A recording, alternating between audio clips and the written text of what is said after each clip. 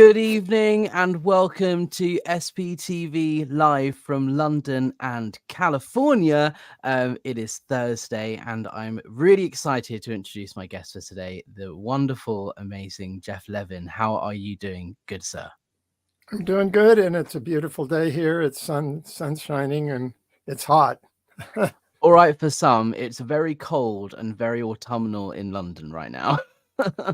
Well, the heat gets, a little bit tiring after a while. Oh, I bet. Especially for someone like myself, I'm very ginger and very pale, so I don't Oh, deal well with that. I'm But pretty, yeah. Geoff, thank you so much for joining me. I'm really excited to speak with you today about emotions, gratitude, about some stuff that you've been working on. Do you want to go ahead and introduce yourself briefly for those of you who maybe don't know who you are? You know, a bit of your background, your Scientology story, by way of introduction. Sure. I got into Scientology with my whole band, or with most of my band, in 1969.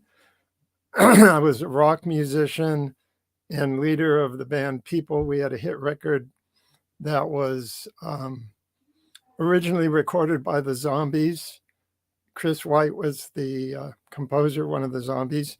And we had a hit with it in the United States and Japan and Mexico and a lot of areas around the world. At the same time, we got into Scientology. So Wow. I think you can figure out from that, things didn't go so well after that. What was your life like in Scientology? Because you ended up working for them, right? Rather than just being a parishioner. Well, almost immediately we joined Scientology. I took any money I had and gave it to Scientology so we could go clear. Clear is that state that's supposed to be removing any negativity from your subconscious. And so that was the big deal. And then doing the advanced courses or advanced therapy, which was the auditing. So 69, 68, 69, we were immersed in Scientology and touring. The band was touring as well. But it did break up the band to some degree because we lost our two lead singers because they didn't join Scientology. So it was, we didn't get, the red flags were all there. We just were clueless. And that's where because we embraced this idea of instant wisdom. And that's very attractive, that you can be wise and you can know all the secrets of life immediately. Yeah. So anyway, we joined the C organization, which is the inner sanctum of Scientology, where all of the serious staff who are dedicated and sign a billion-year contract. And we were part of that. So I was working within that organization and in a band. And we had long hair and it was very weird. And I helped establish, and my brother and I helped establish Celebrity Center. So I was right there prior to Celebrity Center talking about the idea, wouldn't it be good to work with people like us, to Yvonne Gillum, Jench. Wow. So that, and then it moves on. I stayed in Scientology for 46 years as a dedicated, supportive person. I left the Sea Org in 1974 after I went to the ship and worked with Hubbard. So I got to work with Hubbard. And then I came back, had to pay off a debt that I now owed because I had left the Sea organization. But I did that. There's no way I was going to leave Scientology. And then from that point on, I spent the next, 4 decades or so, doing hundreds and hundreds of pro bono performances with other artists and with my group, Celestial Navigations, and just was immersed in helping Scientology expand. And on top of that, I co-wrote the music for the iconic Dianetics commercial, the one Wow. that Yes. I With the put exploding volcano. the what?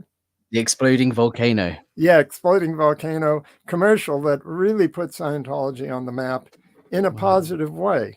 So I was super proud of that.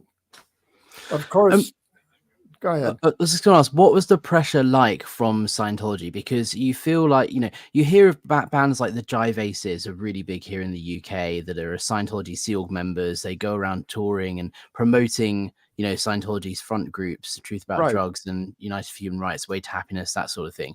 And you can tell that they are kind of instructed to forward the message of Scientology in and with their music and their musical activities. What was that like for you? Was there a lot of pressure from the church to, disseminate, or was that just something you wanted to do as a Scientologist naturally? Well, we wanted to do that when the group, the group people in 1969 had joined the Sea Organization. One of our statistics, things we had to do was from the stage after our concert, we had to talk and mention Scientology and tell people if anybody wants to find out about it, please come up and fill out a card. So there was pressure at that point to do that.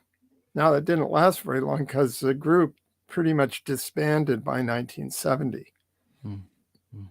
It was there, though. At that point, I kind of got burned out on or lost the certainty that I could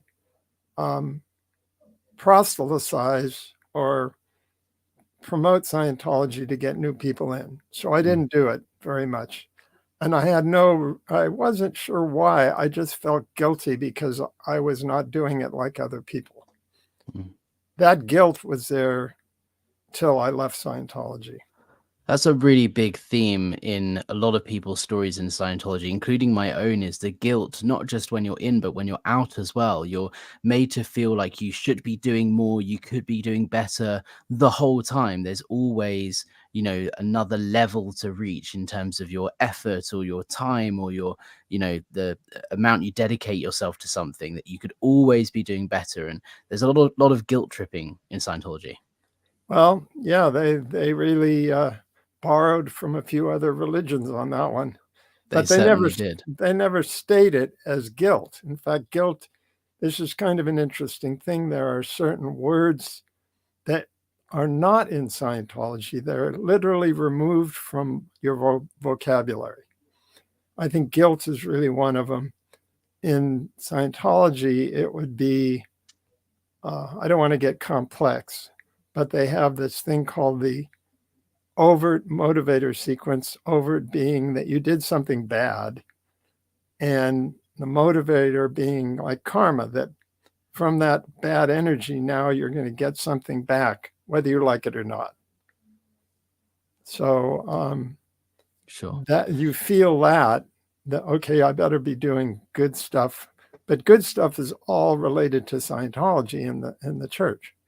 Yeah. In other words, it's good if it helps them. It's bad if it doesn't. Yeah, for example, if if you have children and they've got an important, performance or something at school or parents' evening, and you want to go and support your child and be there for that, but you have to decide either to do that or to stay in the church to do something to do with your job, whether it be, go to an event or something. The best thing to do would probably be support your family. However, in Scientology, because their needs are greater and that's the greatest good for the greatest number of dynamics, that's the choice you're expected to make. So it's definitely relative.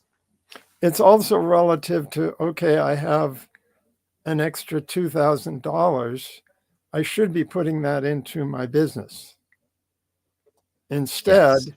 I'm getting pressure to go to the next donation level, which might either be the International Association of Scientology, which I became a patron with honors.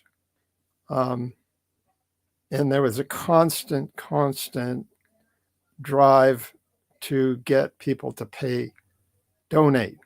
Yes. or that I needed to do another course Mm, as well. mm, So I was always torn between that, and I had a family as well. So my overhead was huge. The end result, which I think happens with people in Scientology, is you just start maxing out your credit cards. mm, mm. Absolutely. That happened to me. So Yeah. And what was it like once you joined the Sea organization? Because obviously at that point you're dedicating your life and all future lives to Scientology, working that's full true. time 7 days a week. And in return, you get courses and things for free. Allegedly, you get a bill if you try and leave. But how did your life change at that moment from, being a musician, touring in a band, doing your, very successful career, and then suddenly now you're in the church? Did you feel stifled as a creative, or what was that like Well, for I'm you? going to talk about history that a lot of people don't necessarily know about, because I was, like I said, I was at ground zero on Celebrity Center opening Mm, mm. and prior to it, including my band did the first fundraiser for Celebrity Center at the Oh, wow. Palladium in Los Angeles. So, but this, even prior to that, I knew what was happening, because my brother Robbie and I were tight with Yvonne Gillum. We loved her. She was, I'd say, of anybody in Scientology, someone who actually practiced the positive parts of Scientology. Mm. She really did. Of course, she got thrown under the bus eventually for that. As so Um, many people do. yes, but at that time, this was '69. I left the band. I was no longer wanted to be in the group, and I wasn't being an effective group member anymore. And so I decided to leave, and I went on staff at Celebrity Center. So that was pretty much, I don't know what the time would be, but 8 in the morning till midnight every day. Yeah. Yeah. Now the thing was, though, it was with Yvonne Gench or Yvonne Gillum running that.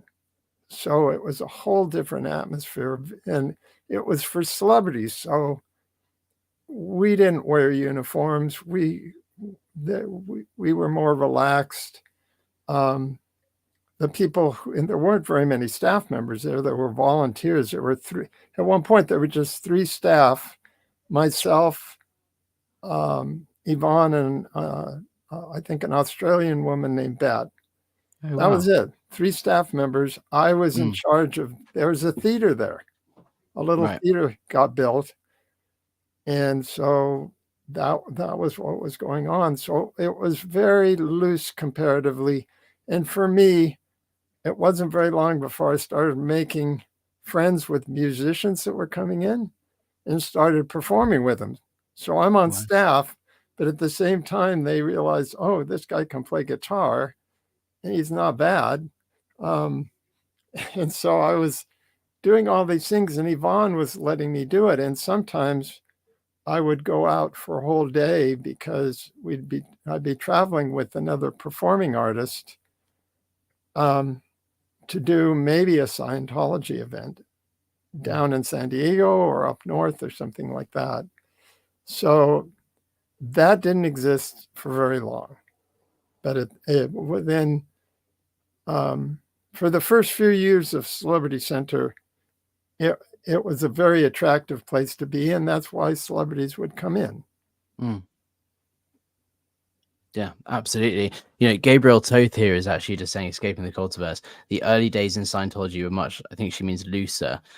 I hear a lot of people say that is back then it was a lot more free, and you can do what you want, and a bit more, Scientology is still a very authoritarian belief system and doctrine, but it was much more individualistic in terms of freedoms of creativity and this sort of thing. Whereas as Dave Miscavige took over and started to really tighten the ship, tighten his grip on the way it's run, it became a lot stricter and a lot harsher, um, That's particularly for true. people working for the church. Well, the '70s had a certain vibe to them. And there was a lot of that freedom also came from these small missions that were feeding people from missions. It was a big transition to go from a mission where you got kind of personal friendships, personal service from maybe the person who was doing the therapy auditing. And there was a bonding and a group kind of dynamic, right? That was very family oriented. Then you move to an organization and it got stricter. So there wasn't a great deal of, and the organizations were shoddy. They weren't well kept. They didn't look very good. And it was much stricter. Everybody did wear a uniform. You had a particular thing that gave it a much more authoritarian look. So most of the people, until they had to, stayed within the mission system. And then the story is in the early 80s, and this when Miscavige was getting more power, not just him, but there are other people who were equal to him at that time. They started coming down on the mission system big time. Sure. And they kind of changed the way that Scientology is run as an organization, right? Yes. Well, that in a way screwed up the whole system. And it took a while for them to recover from that because the personal kind of setup or personal contact that people made with their friends and stuff, they could bring them into a mission. Now this wasn't emphasized so much, and some of these really effective mission holders were squashed. I think this ties in as well, actually, to the theme of today about our emotions allowed in Scientology, because when you have that sort of personal connection with someone, and it's kind of smaller and a bit looser, you have the ability to have a connection with someone and have empathy for them and understand their situation. Whereas now Scientology is run so much more by the book, by the letter, as per L. Ron Hubbard, what he wanted, what he wrote, and then how David Miscavige wants to implement it. It becomes such a cold, heartless, authoritarian system that is completely void of emotion and understanding. If you were to walk into an org and just say, I'm having a bit of a shit day today, that's not okay. And ethics will come in and handle you. Whereas perhaps back in the day, if you walked in and said, I'm not feeling so great today, they go, okay, look, go take a walk or go and do this, get your mind off it. It may be much more empathetic, right? Well, I think, yes. Or the person on staff would say, let's take a walk together. Yes. And they would be there pointing things out and getting you to extrovert more without, getting into a lot of deep therapeutic kind of dialogue. They can't afford that now. Or they couldn't afford that once the staff system changed and became more emphasized with the bigger organizations. Yeah. What you're talking about, and it's interesting that there are certain words, and this was what I was interested in talking about because it's been touched on. I don't think it's been emphasized, and I think it should. One of the first entry points that gives people a lot of impresses them when they first find out about Scientology, they're shown a thing called the emotional tone scale. Yes. If people don't know what that is, Hubbard made this huge list of emotions and he categorized them. And he categorized them in such a way that there were certain emotions that are okay or good and certain that are not good. And he gave them numbers. And then he said, everything that isn't good is not survival. Everything that's good is survival. So you have to stay and keep yourself in this range. And that's what you see with Scientologists, especially now, is they all seem to appear to be positive. It's forced. Yeah. And it's unnatural. And Yeah. there, go ahead.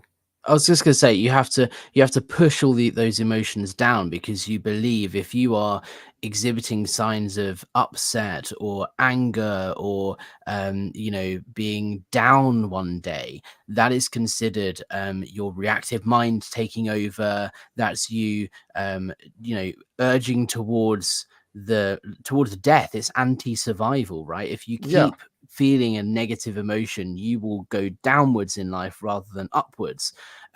So anyone that ever feels anything like that in Scientology has to push it down because they don't want to be branded like that, because then there's repercussions in terms of ethics and justice handling. So you always want to be uptone and happy and enthusiastic, and it's good sometimes to leave your emotions at the door. If you've had a terrible argument with your partner or something at home and you show up to work, sometimes it's good to leave that at home, get on with the workday, and then deal with it later. It's okay to put things to one side. But in Scientology, it's such an extreme of no, you cannot feel those negative emotions ever. That is not okay. So you end up just pushing it down, and that doesn't help anybody at all. Well, that's certainly part of it. When I left Scientology at the end of 2011, I How interesting. You left Scientology the same year I joined. oh wow, okay, Wow. Yes. wow. Sorry, go The thing that I started to realize right away was there was truth in Scientology. That's one thing I realized. Okay, there are certain things that rang true because they were true. However, the but on that is Hubbard would insert, and I think very consciously insert, parts to the truth that really weren't true, that were non sequitur, but on. he inserted them as control mechanisms. The tone scale, I think, was a perfect example of that. It would be one thing just to list all the emotions and say, here's all the emotions. But he gave them numbers, and then those numbers would coincide with, okay, you're above a certain number, you're good, Mm-hmm. you know, you're And below. also it's like a mathematical equation, and this is one thing I find fascinating is they go, people don't understand emotions because it's not a science. People feel different things all the time, and you feel one way one minute and another way another, and it is a very transient gray area, and that's just the way it is, and that's fine. But Scientology come in and go, look, we're going to give you certainty. This is how emotions work. You go from this emotion, you either go up or down. So you will always feel this emotion next or this emotion next. There isn't like, it's a process. You go through this number to this number to this number. And that's not quite true because, someone can feel really happy one minute, receive bad news, and then be really upset the next. There's not a process of you transitioning through these emotions in a sort of mathematical way, like L. Ron Hubbard said. But because that's what he said, that is policy in the church, that is the belief system. So it's almost like turning into a science, this thing that isn't a science, and it takes away the human nature, because it's human to feel different emotions and not quite understand them sometimes and move between them. There isn't a way of mathematically saying it goes like this, because that's not how emotions work. Well, that's not how humans work. Yeah. That's how Scientologists work. And I think a lot of responses from people outside of Scientology, when they deal with the Scientologists, they tend to feel uncomfortable because there's this facade that's positive, and yet there's kind of a vacuousness, an emptiness that they perceive, and a coldness. You can be happy and cold, You can Yeah. smile, but be very cold. My point was, as I was deprogramming, because I was in for 46 years. I did a lot of training, not auditor training, but lots of other training. But I did do solo auditor training, and I did lots of ethics courses and other types of courses throughout that whole time period. And I was on course a lot, including, I think you did the study courses 3 times. I went through it, including the most current version of it. Right. So I had some serious deprogramming to do, some serious search and discovery on what was like imbued in my head. So at that point, I was talking to my spouse when I first met her and told her about this emotional tone scale that had numbers and that some of them, and she started laughing. She just thought this was hilarious. She's a fine artist, and she had done a series of paintings on the emotions. So she was familiar with this. And the idea that there are bad emotions, she thought that was just insane. And then you look at an artist, and an artist is a balance of yin and yang, of the depression or the dark emotions and the light emotions. You look at any, especially singer-songwriters or singers and musicians, they have to have that balance. Yeah, absolutely. So what I noticed, and this is more recently, that Hubbard very specifically left out certain emotions. He did that on purpose, in my opinion. One of them was gratitude, which Scientologists don't use that word. I never use that word. I don't remember ever using it until the day I woke up and knew I was out of Scientology. Yeah. They use the word validation instead, right? Well, which is a lot less human. You know, if you validate someone and say, oh, you know, you validate them for whatever they've done, but that doesn't necessarily mean you're gracious and you show gratitude towards them. It's a less human form of this, a similar concept, right? Yeah. And gratitude is also connected with other religions and gratitude for a higher power, however you view that. So gratitude was missing, which is great, because there is only one person, if you're going to be grateful, it would be L. Ron Hubbard. Yeah. That's it. I mean, now it might be that you feel, but you wouldn't say, I feel gratitude towards him. No. You wouldn't say it that way. You would say, I'm not even sure what they say. I'm not thinking. Say congratulations, or isn't it great that LRH has done this, or, you know, how amazing that he's done this or said this. You wouldn't. You might say thank you, but you wouldn't be like. Yes, there would be my heartfelt thanks to L. Ron Hubbard. Without him, I would have been dead, or I would be in the gutter or whatever. Yes. You know. Yeah. And so that's one word that's missing. And it's a proven fact, when people can express gratitude, this has been measured scientifically, that your brainwave goes from, if you're in any way stressed and you start feeling gratitude, your brainwave goes from beta, which is a stress brainwave, to an alpha brainwave, which is more positive, where you're more receptive to new ideas, you're more receptive to love, etc. So this is a scientific thing. So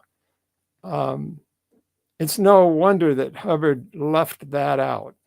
And if we're grateful, then why do we need that next level? Why do, if we're happy with what we have, rather than Scientology is there's something over the next hill. There's always something else. There's always the next step, right? So you can never be content. That's a bad emotion. Because you have to be striving for more, right?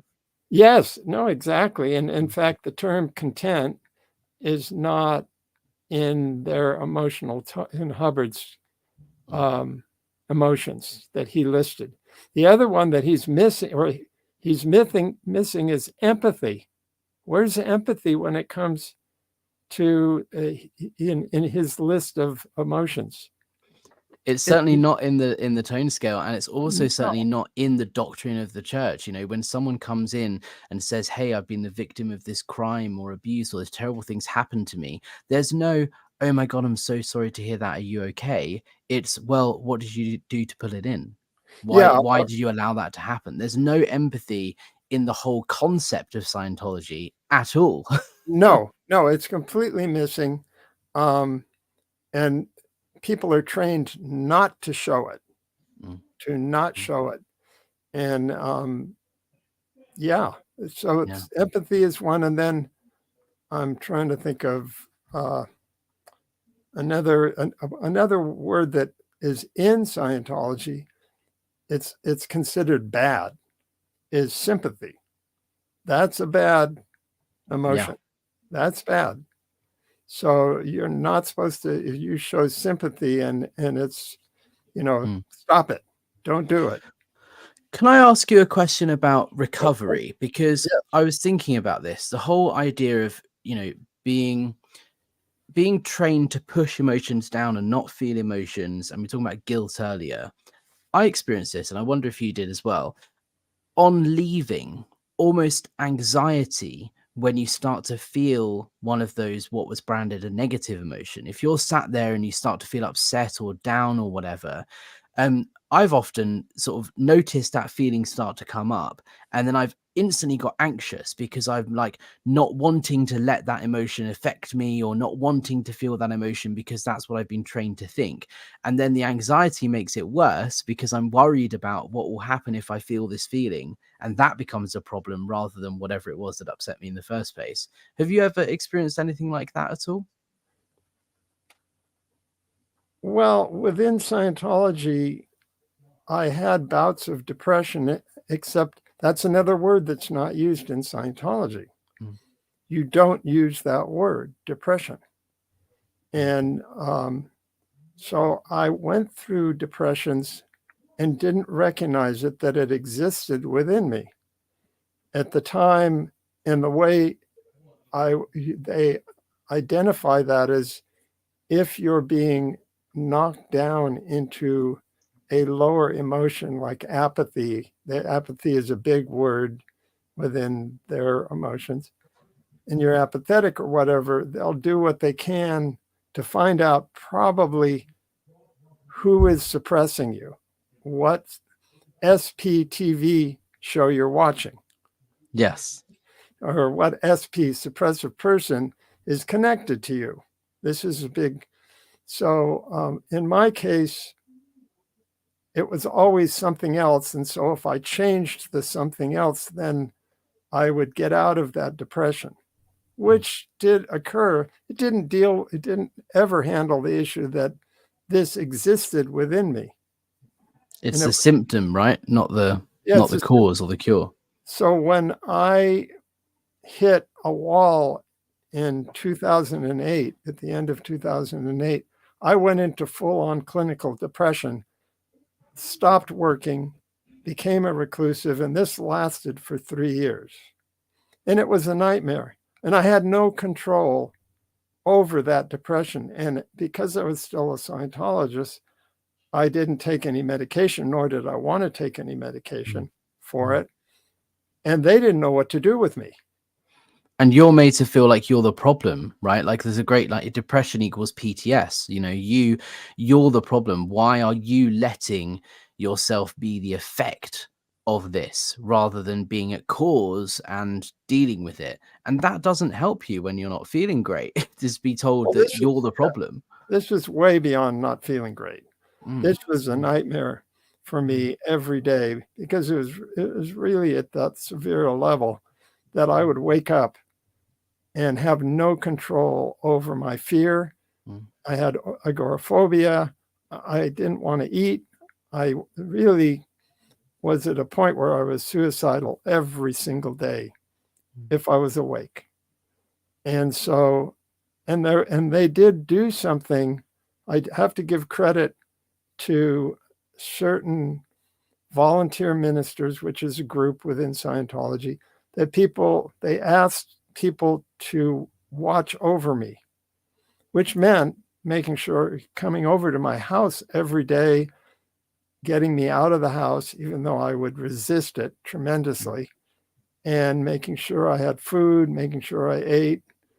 And so they were doing something. That was the only thing they were doing because they were concerned. They knew what condition I was in.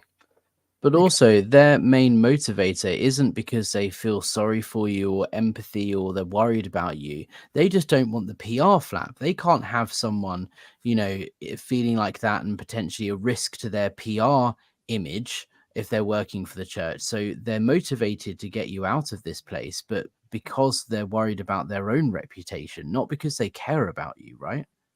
That's you hit it right on the nail. That's exactly right. I was a high profile individual. I wasn't a super celebrity. I was a celebrity of sort. And I knew people when you're in for 46 years, I knew almost all of these. Everyone knew who I was. I Sure. was on stage like for hundreds and hundreds of performances around the country. So for me, a lot of people knew who I was. That would not be good. Hits the news, musician, founder of rock group, founder of Celestial Navigations, which was a fairly well-known group for storytelling. We were a performance art group, and we actually charted on Billboard. So Wow. it was pretty exciting for that particular group. But anyway, that guy in the news in that kind of a way Wouldn't look great for them. Yeah. No. So I actually was aware of why they were doing this. I knew they weren't doing it to really help me. They just wanted to make sure they were watching me, to make sure I didn't do something really severely drastic, which would then affect their publicity, their good reputation. And that's the thing. If the system allowed for empathy, then perhaps they would treat it differently. But because there is no empathy in Scientology, it's not built into the system. It's not an emotion that is recognized or anything. Empathy doesn't exist. So people who are indoctrinated by Scientology and working for them and so on, they don't even think about the possibility of empathy. Their instinct is to revert to policy, which says protect the church and so on. So their actions become heartless because they've been programmed not to feel empathy. And that's why, Scientology in and of itself can be and is harmful, because it strips away certain emotions and behaviors that ultimately are beneficial and can help people. That's the conclusion I came to.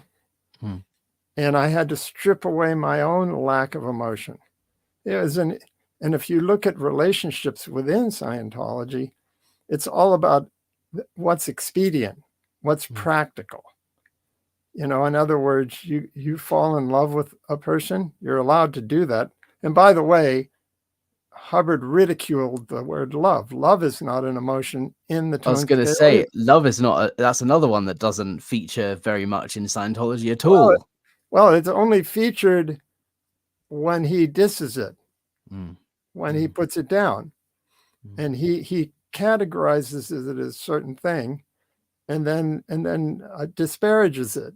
And so how are you going to ever grow to a point where you're actually thinking about other people, which is part of love, and just enjoying the presence of someone else, not because of what they're going to do for you, but because you just have a love for them. Yeah. And I think that's a good segue as well to talk about your film, because I was going to ask about whether the process of making, well, firstly, I think you need to explain what the film's all about. But the reason I bring it up is that process must have been quite cathartic in looking at these emotions and considering them and processing them in your mind. firstly, do you want to tell everyone about what I'm talking about? And then secondly, maybe answer that, what that process was like for you. Well, no, that's accurate, what you're saying. The film is biographical for my brother and I. I'm going to And share my screen here. We have a poster, right? yes, I think. Yes. Brothers Yeah, Broken. Here we go. and this, you can see there we are. I had wonderful hair when I was young. It was great. And, but that's me and my brother. And we grew up together. I was the older brother. I pretty much was the parent, which I didn't even understand because my parents were off doing other things and working all the time. So I was in charge of him. So there was a sense of brotherly love, but I had no idea of what brotherly love was because my parents never explained any of that to me or even brought up the subject.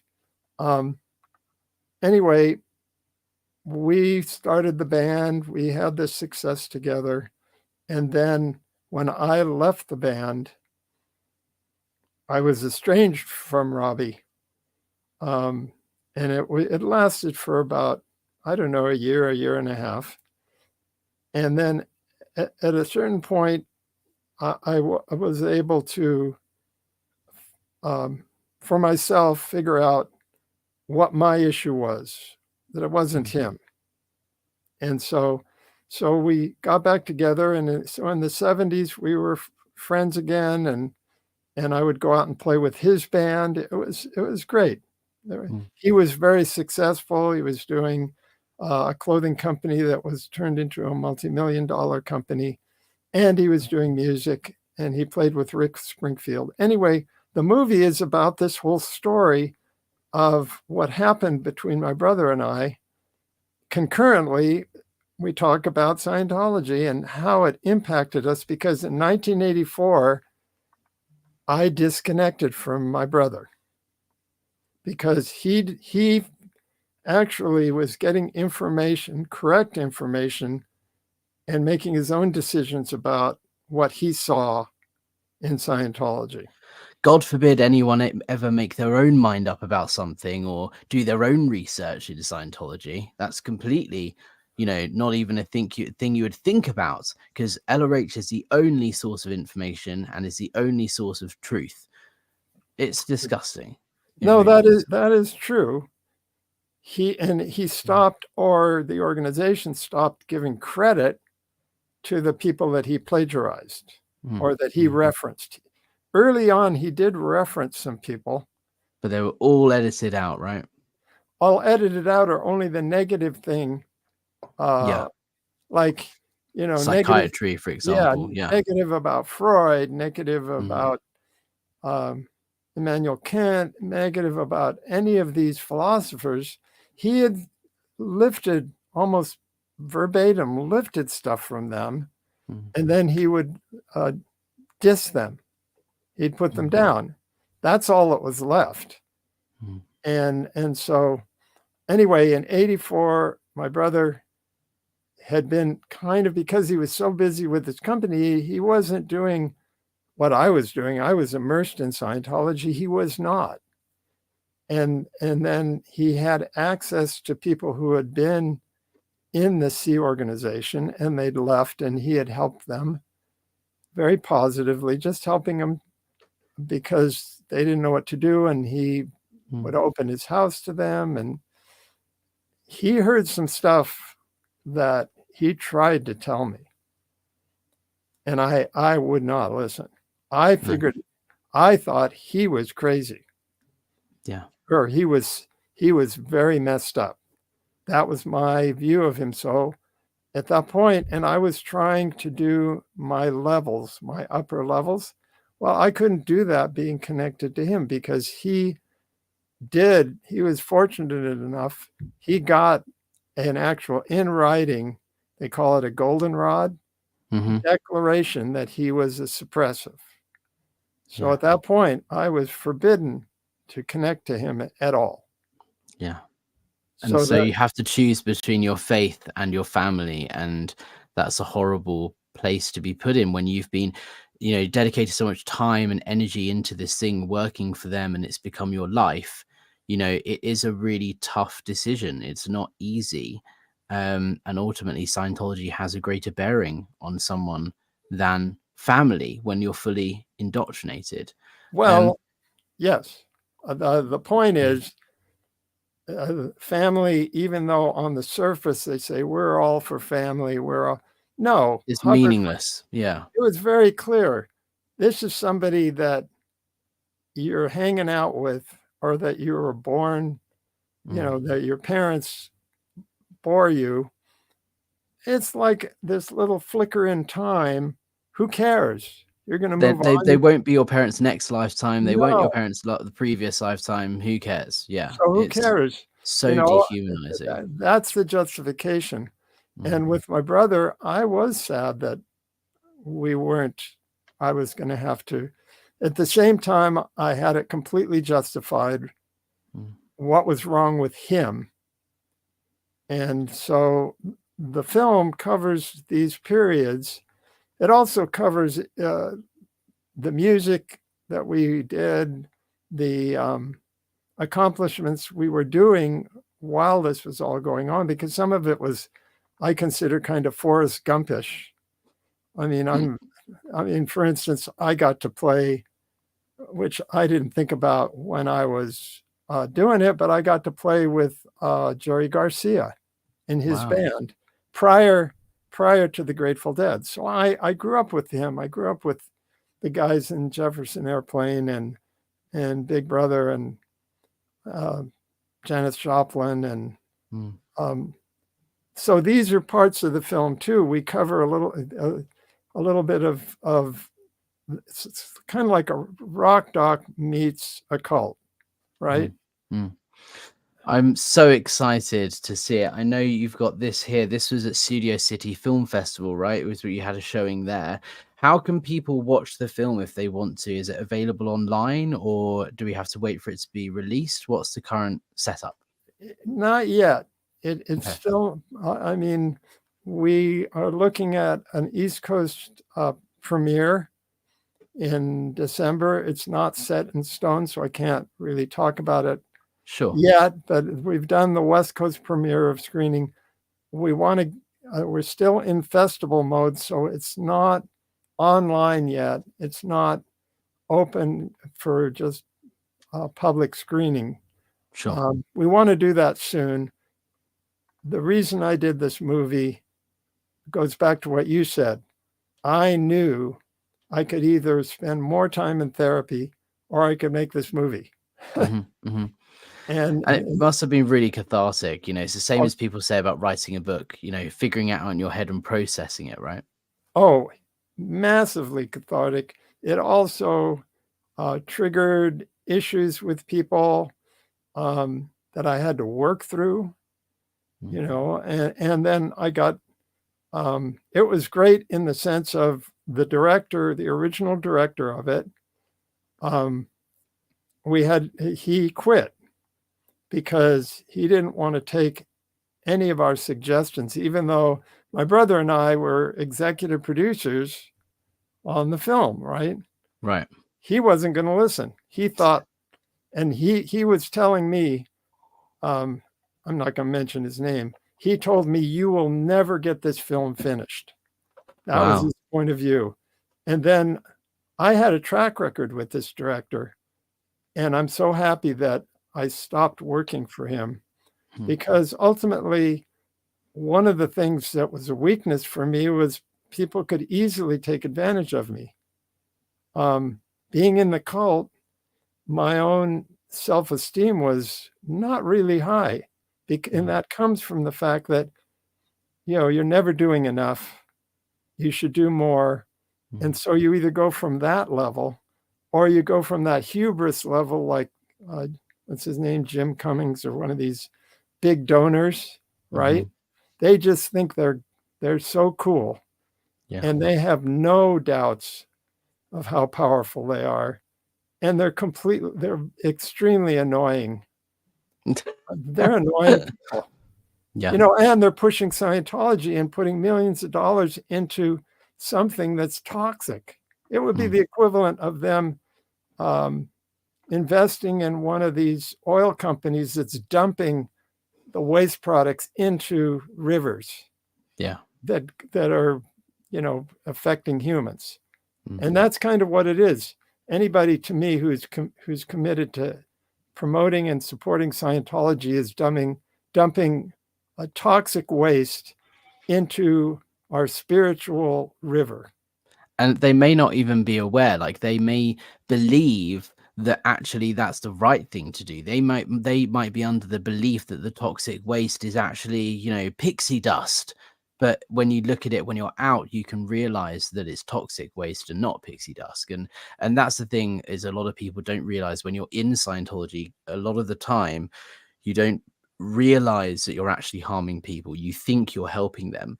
There are obviously exceptions to the rule. There are some people who know that they're doing bad and get away with it and want to continue doing it. But the vast majority of Scientologists just unfortunately are ill-informed and believe that what they're doing is helping. And they've got their blinkers on and they don't realize that actually that help is harm and not help. Right. And that's a big process to go through in figuring that out. Well, yes. I have to say, though, that one of the other reasons I did the film was, to me, as part of my amends for helping to get so many people into Scientology. And I've always said this is I helped a lot of people get into Scientology, and now I want to help people get out. Right. I agree with you 100%. And to also prevent more people going in. They need to know the truth. They need to understand how we've deconstructed it to show what's really going on behind the scenes and what's on the surface. So, Exactly. I mean, if you wanted to read a book or something, like I said, there are things that Hubbard lifted from other people and he made them accessible. Okay, but you don't want to get hooked. And that's the other thing. No matter what, I have talking about sympathy, no sympathy. I have empathy for people who are in Scientology, but I have no sympathy for them because I made the choice. They made the choice, and ultimately they know. That's my view. Ultimately, I knew, and it was my own selfish narcissism of wanting what Scientology promised, that I would overlook the truth that was right in front of me. That brings us actually really nicely to this super chat we got. So Steve Jackson, thank you so much. He says, "Hi Alex, this may be out of context with the topic today." Well, I don't think it is, because it is really relevant. But do you two believe that Miscavige is a true believer, or is it possible he simply realized his level of power and the financial wealth, and that's what drives him? Geoff, what do you think? I've hung around Miscavige. I've talked to him personally, and what I think is we're dealing with a person who's deranged. So in that respect, he is a true believer. He believes what he's doing is correct. And then he manipulates, quote, Scientology to reflect his point of view of what he believes is correct. So a lot of times he agrees with Hubbard, and then other times he alters what Hubbard said or removes it. And to him, he is now the pinnacle and a believer in his own right. He's also a psychopath. And he surrounds himself with people who can't say no. He's in a bubble of only people that will agree with what he thinks and what he says. Because if someone disagrees or says, actually, I think this might be a better way of doing something, he'll send them off to the RPF and off they go. So he's only hearing reinforcing statements all of the time, because that's the situation he's created for himself. So he genuinely, everything he believes is going to be reinforced. So he's deepened his own narcissism in a way, and you could say his own belief system within himself. So I think that answers the question. There is a level of sincerity, but how do you judge sincerity based on psychotic mind thought. Mm. So you have to start delving into the mind of a fully deranged individual. Yeah, absolutely. PCS for life here. As a fellow named Geoff, I would like to correct the spelling of his name. It's Geoff, not Jeff. Oh, that's correct. I mean, my stage name is Geoff, and and thank you. That's correct. That's what I go by. But legally, I still haven't changed it. I need to do that. No problem. But CC here has a question for Geoff. Will you join us on Saturday at Celebrity Centre? I hope so. I can give you a big hug. 46 is a very long. 46 years is a very long time. So glad you are out and speaking about it for us. Do you know what this is about, or do I need to fill you in? no, I know basically what it's about. Sure. I There's a protest outside Celebrity Centre, I right? thought about it, and then I realized that it's not quite something that I'm comfortable with doing. Sure. I'm comfortable with pushing the movie, but I'm not comfortable with that. Yeah, So no, that's I absolutely fine. agree with it, and I think that it's great that people are doing that. Sure. And people can show their support in different ways, right? There's a question here from Andy Fabulous. How's the protest going in England? I don't know if you're aware of this, but the IES event, the International I'm Association aware. of I Scientology, think is it's very cool. happening in a couple of weeks, and I'm organizing a protest outside the St. Hill. And so to Andy, to answer your question, they're going great. I'm going to have an update for people in the next couple of days. But yeah, I mean, people can show their support in different ways. You know, for some people who maybe were in Scientology, it might be triggering to go back to St. Hill, and that might not be appropriate, or they might not be ready to be outwardly, physically vocal about Scientology. That's completely fine. You know, you can support the cause just by feeling, you know, something, or just by, you know, saying something online, or just by knowing that you believe in it. You don't have to be there in person, physically protesting, if you don't want to, or if you're not ready to do that. And that's completely fine. And we're going to be live streaming. I'm sure the Celebrity Centre will live stream as well. Everyone has their own way of dealing with their recovery and voicing their opinions about Scientology. And people do it in a different way, and that's absolutely fine. Can I donate? Is there a way to donate to that protest? So I don't know about the Celebrity Centre one. The one in the UK, we're trying to figure out the best way of doing that sort of thing. I will we'll talk about it offline. I think I'm trying to encourage people to donate to the Aftermath Foundation to help people escape and leave.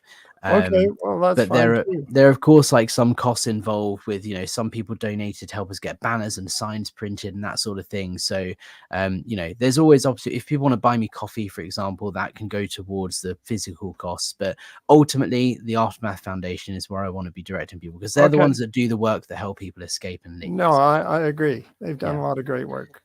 So Peggy P, I think you might mean blinders, not blinkers, Alex. Yes, I did mean blinders, not blinkers. Well spotted. Geoff, is there anything else that you want to cover before we wrap up here? Because we're just about to hit an hour. I think we've had a really good discussion. Fast. It was, wasn't it? Really and we can fast. always go back and do a part 2 and everything. But was there anything that you wanted to mention before we wrap up? Well, if there's any more questions, please. I've, have this huge history behind the scenes, in front of the scenes regarding Scientology. And so most questions, I do have some personal experience that I can comment on. I mean, that's one thing. If I was going to say anything, I'm just trying to think. I'm kind of blanked out because I've said what we talked about saying.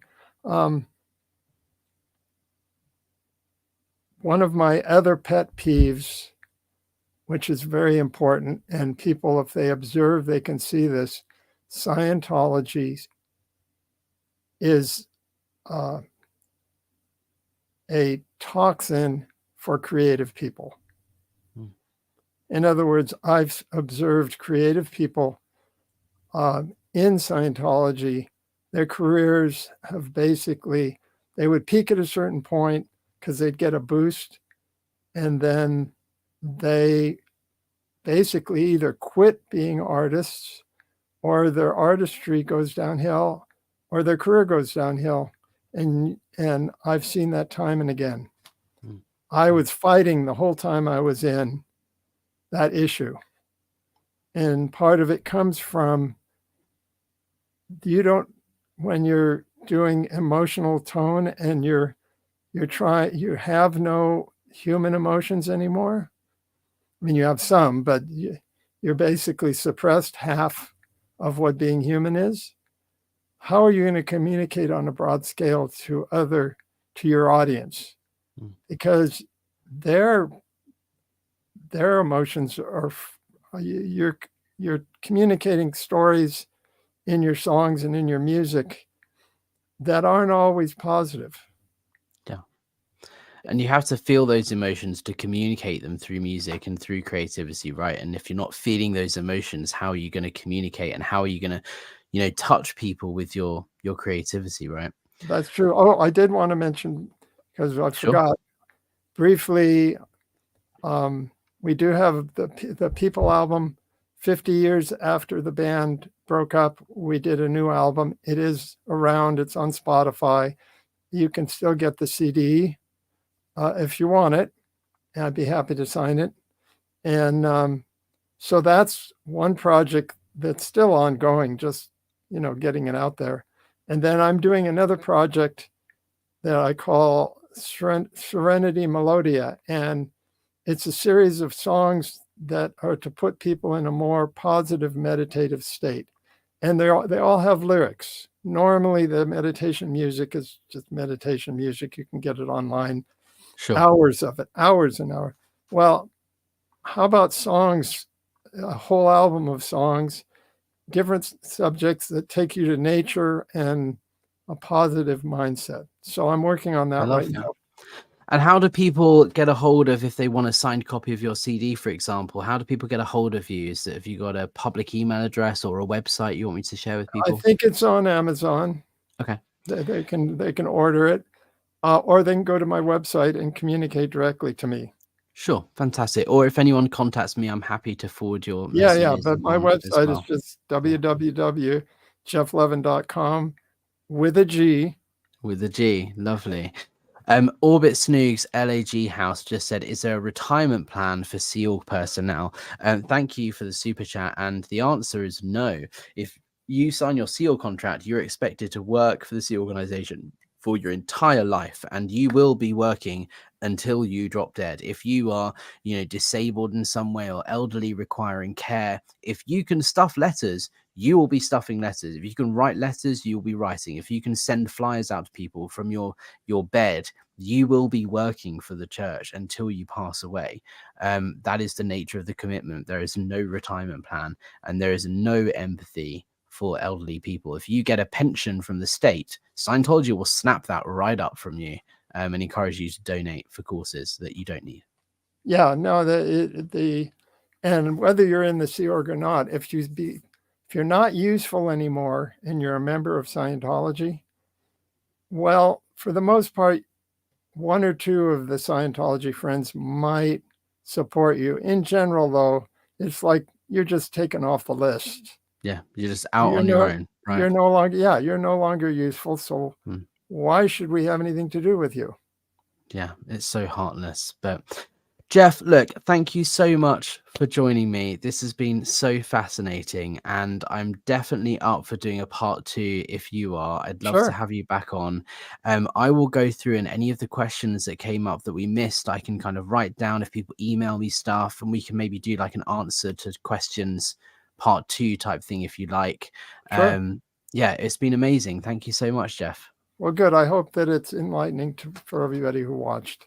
Yeah, absolutely. And if anyone wants to support the channel, like, share, subscribe, all that sort of stuff, it helps push the video out on the algorithm to more people. Go and support Geoff with his website, buy his album. If you want to support the channel, you can buy me coffee. There's a link down below. But that's it from me and from Geoff tonight, guys. Thank you so much, and we'll see you on the next one. Yeah, bye. Thanks.